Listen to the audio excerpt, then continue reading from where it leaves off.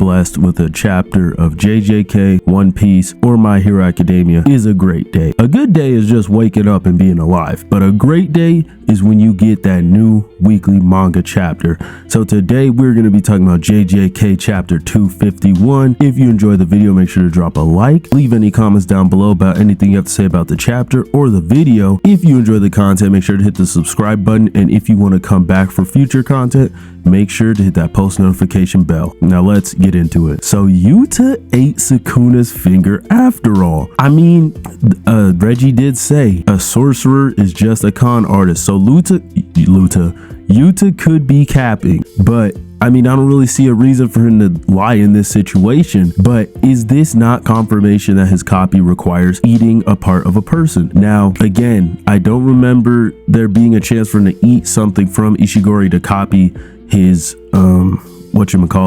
his cursed energy output technique. So I'm thinking maybe there's different ways for you to copy a technique, but I don't really see the point of that. I think that just overcomplicates things. I think just keeping it to one method of consuming a part of a person makes it so that's not super easy to copy a technique, and it's not confusing either. You just only have the one method for it. So let me know what you guys think. Does Yuta have to consume a part of a person? And if he does, like, can it just be their hair? Like, what's the restrictions on? I still want, just maybe in an author comments or something, Gege will explain it, but I guess we'll have to see. Let me know if you guys know more than I do. Bro, the way Sukuna grabbed Yuji by the neck was too funny. Like, it was like some big brother shit. It was like, come here, little nigga, come here, take the cleat to the chest, little nigga.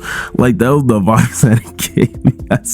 Sukuna just hates Yuji so bad, and it's so hilarious because I don't know, like, that man was just grinning so hard. He wanted to fuck him up so bad. Now, man, again, I've been talking about how good their plan has been, and we really gonna get into it later. But Sukuna was like, man, you know what? Forget the hollow wicker basket. I'm gonna use my dismantle and kill these motherfuckers. But they was already planning for that. Yuta said, socked him in the chest. Or I guess not socked him in the chest. He socked him in his stomach, mouth, pulled his tongue out. He was like, we planned for that, so don't even try it. And Yuji and Rika, they already knew what to do. They're like, yep, let's get them. Like, man, they planned for everything. Like, that their plan was flawless. Now Yuji got that blood manipulation. What did I tell y'all? I told you Yuji was gonna have blood manipulation. I still think he shot that piercing blood because we haven't seen Choso since. As far as the plan goes, Ino and Choso and Kusakabe were really just there because they were bodies to use and they were down to fight. So they're really just there just to be there because Ino got kicked like once. We saw that he had Nanami's ratio technique in the blade, which was dope, but he just got kicked away by Sukuna's heavy ass foot. Choso just got stabbed through the chest and the stomach. He got packed up out of there. And Kusakabe is Kusakabe, so he was doing his thing. He blocked some slashes and he just got packed up pretty quick. Hey, shout out to them for standing up to it. But anyways, the main point was that Yuji got blood manipulation.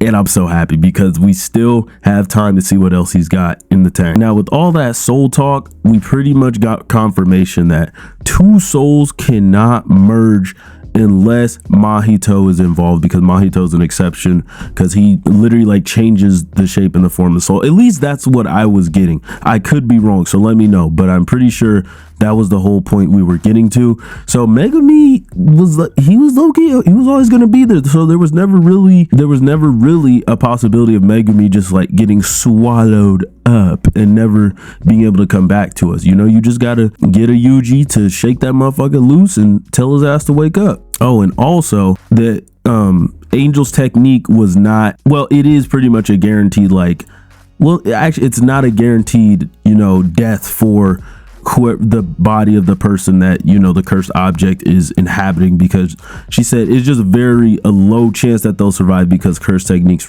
reside in the brain, yada yada yada.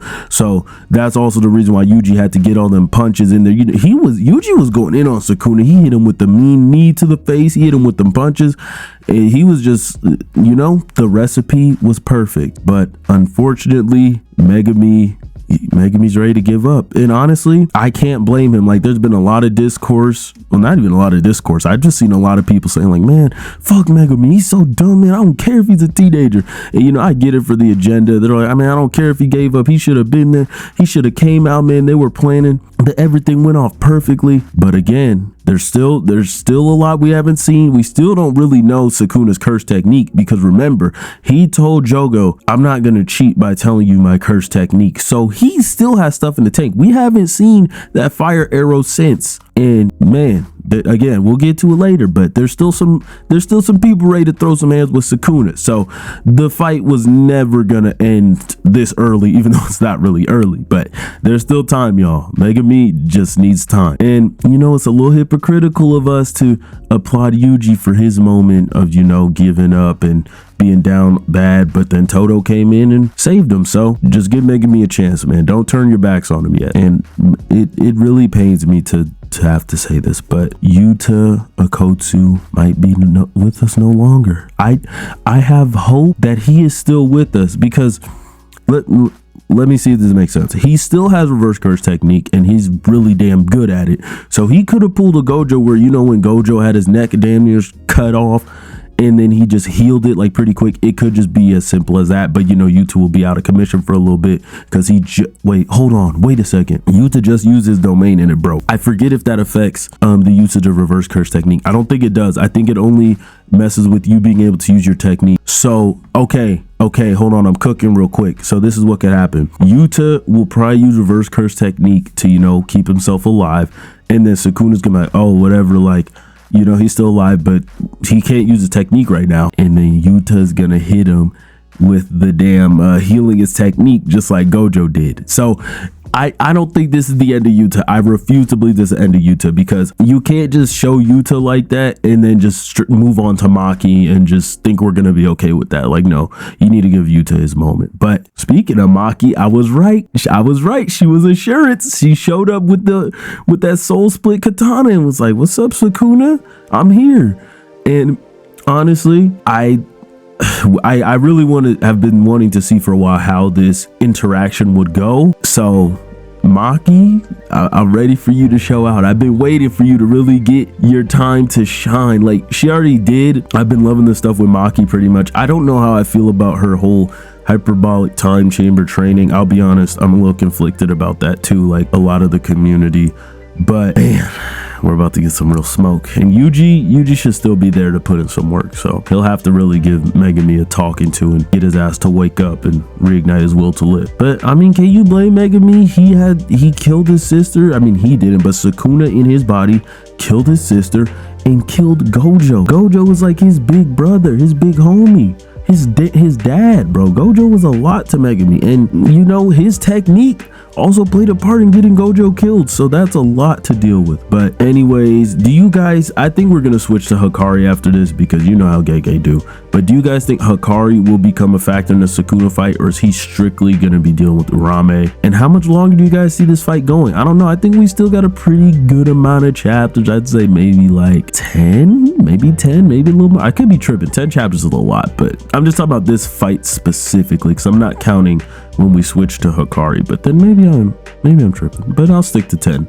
Let me know what you guys think. Anyways, it has been your boy Dougie D Fresh. If you enjoyed the video, make sure to drop a like so YouTube knows you liked it. Make sure to leave a comment down below about anything I've said in the video, or anything you have to say about the chapter. And if you really enjoy the content, make sure to hit that subscribe button and turn that post notification bell if you want to come back for future content. Anyways, I'm out. Peace.